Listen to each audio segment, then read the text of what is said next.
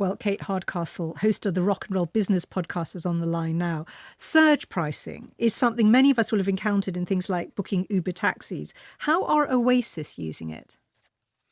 Well, they understand the demand is there. If you go back to their Nebworth show back in 2009, it was said that 4% of the population were actually after tickets. So they knew it was going to be big when they reunited.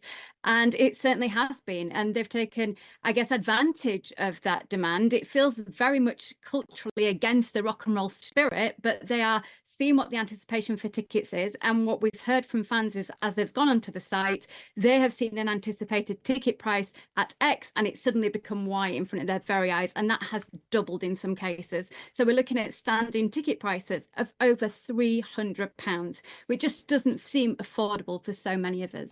Oasis aren't the first band to use this so-called dynamic pricing system, are they? So why has it caused such a stink with them over this past weekend? You're absolutely right. Ticketmaster and other sites have used this, and they've used it for many years. And actually, internationally, they use it very regularly. It's commonplace, certainly in America. So we have had it. We've had it on other artists like Taylor Swift, for instance. It would have happened on concerts there. I think it's because the anticipation's so big, because it's been so many people trying to get hold of one of those tickets. And I think truly because it's happened right in front of their eyes. We talk about wanting greater authenticity and transparency when it comes to ticket pricing, which we do need, but I think you don't want to see the transparency of a double in price when you're on the site. You've budgeted X and then you've got to realize it's perhaps something that's not even in your bank balance to be able to afford anymore, and some people were waiting hours for the opportunity to do so. Yeah. So, and then does it have one maybe unexpected upside, which is, does it put off the kind of resale ticket touts? Because if it's going to cost you more to buy the ticket in the first place, maybe you're more likely to buy it and hold on to it.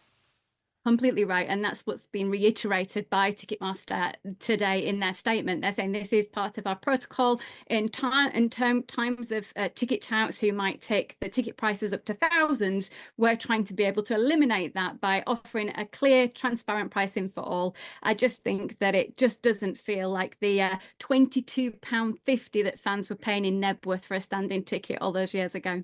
What is it doing to live music, this whole practice? And what, if anything, should be done about it? Because I remember the last Labour government talking about tackling ticket touts, but surge pricing is like a whole new challenge now, isn't it?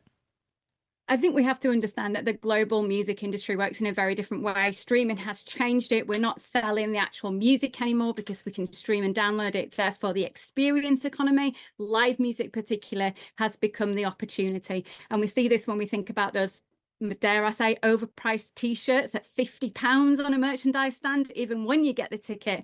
But indeed, when we see these big moments in culture, moments in history, and when it was the front pages of the press that their brothers were reuniting, people just have that fear of missing out. They don't want to not be there. So it's helping the industry, they would say, keep going, keep monetizing and becoming real for the day we live in today, the way we live today. But it's really eliminating a lot of fans from the process of being able to enjoy live music this way. There are some brilliant smaller venues where you can afford your tickets though. Yeah, we should talk about those more next time. Kate Hardcastle, thank you for explaining that so beautifully.